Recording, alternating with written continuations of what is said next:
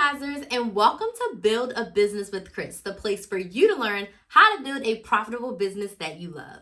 I'm your business coach, Chris the Maximizer, and in today's video, I'm going to share with you how to set some business goals.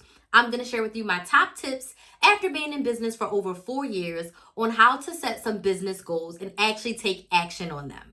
First thing I want to say before I dig into the tips is that setting goals without an action plan is an absolute recipe for disaster.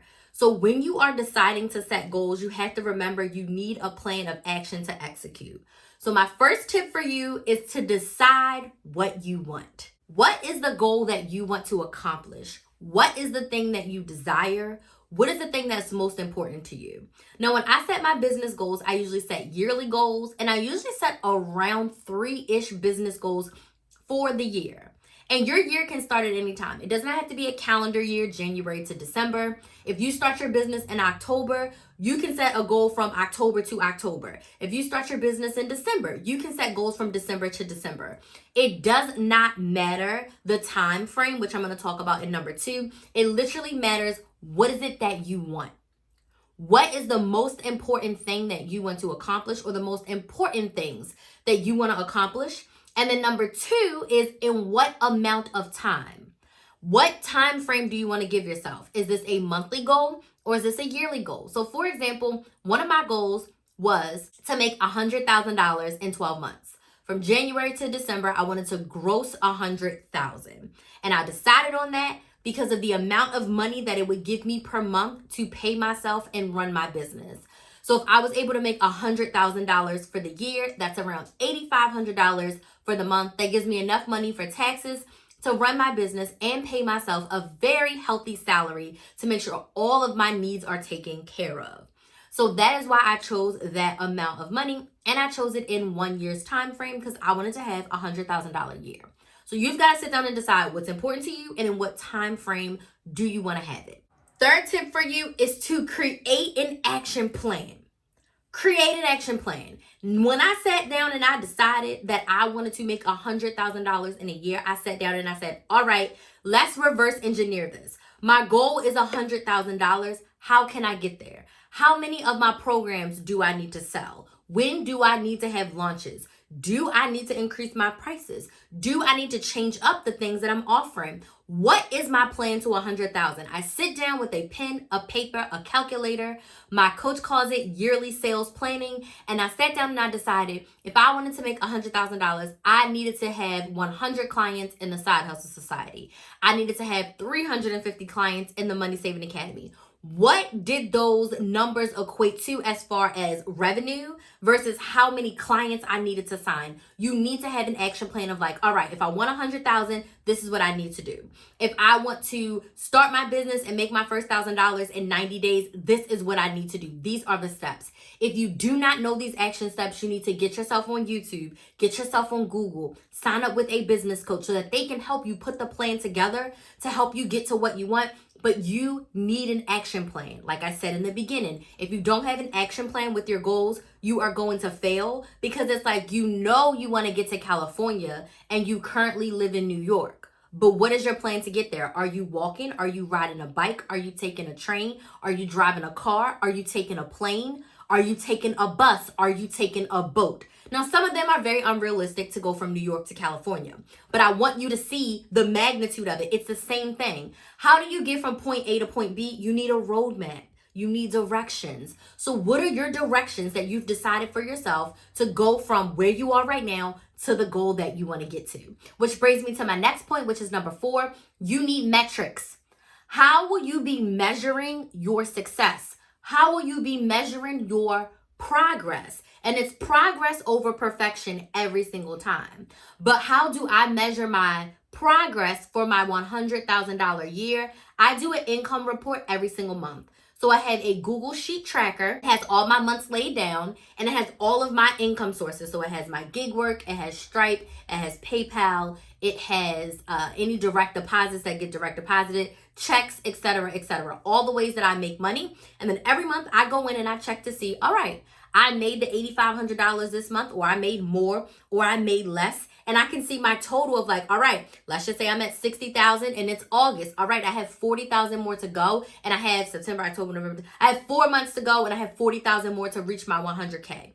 So you really have got to sit down and decide, how often do I check in? For a yearly goal, I say check in monthly. For a monthly goal, I say check in weekly. If you're doing daily goals, like personal goal of like, I want to get 10,000 steps a day, that's something you have to check every single day. Because you can't wait until Saturday, see you only have 20,000 steps, and your week ends on Sunday. That does not help you. So yes, pick your metrics and how you want to check yourself. Which brings me to number 5, how to check in with your goal. So now that you know the metrics, I have a monthly tracker.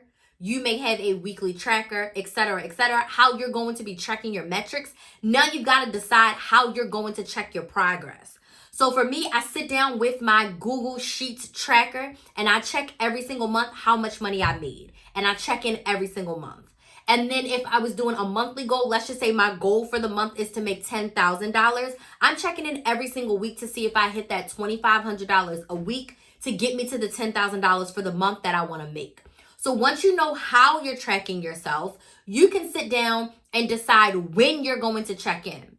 Because you cannot wait. I cannot wait until November to check to see what my numbers are. Because if I am short, and let's just say I'm only at 70, it may be unrealistic for me to make $30,000 in a month, especially if I have a precedent of like, my biggest month usually I think was around like 17,000 in a month. So going from like a 10K month to a 30K month at the end of the year would be a little bit of a stretch for me. It's not impossible, but I don't want to set myself up in that way. I want to check myself every month to see where my progress is so that I don't have to rush at the very end. So regardless of what your goal is, especially if it's not a money goal, if it's a goal where it's like, all right, I want to write my book, my business book, you can't wait until November and your book's only a quarter of the way done. Are you going to finish 3/4 of a book in a month and you have travel, you're taking 2 weeks off? That's a lot of pressure for yourself. So you want to make sure that you have designated check-in times for you to check in and check yourself. Almost like how I check in with my budget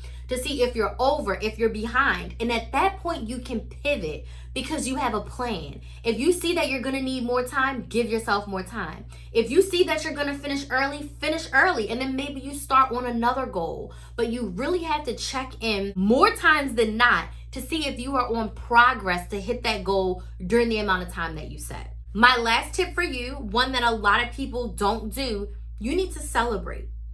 You need to celebrate all of the progress that you made on this goal. Even if you have to pivot and change your timeline or update your goal in some form or fashion, you need to celebrate all of your progress. As women, we do not brag. We don't celebrate ourselves nearly enough. And it doesn't always have to be a food celebration or a drink celebration as well, or spending money celebration. I want to celebrate another 6-figure year by literally having a spa day. That does cost me money, but that's how I want to celebrate. I want a spa day by myself, and it may be a spa weekend where I check into a hotel, just me. One day, in 2 days, I go to the spa. One day I'm going to get my massage. One day I'm going to get my facial. And I'm just going to be at the spa all day, all weekend, chill by the pool, and enjoy myself. Because that is what I decided is the way that I want to celebrate. Monthly, I'm usually just high-fiving myself, telling my coach, I may go for an extra walk to celebrate. I may celebrate with my clients and have a live party.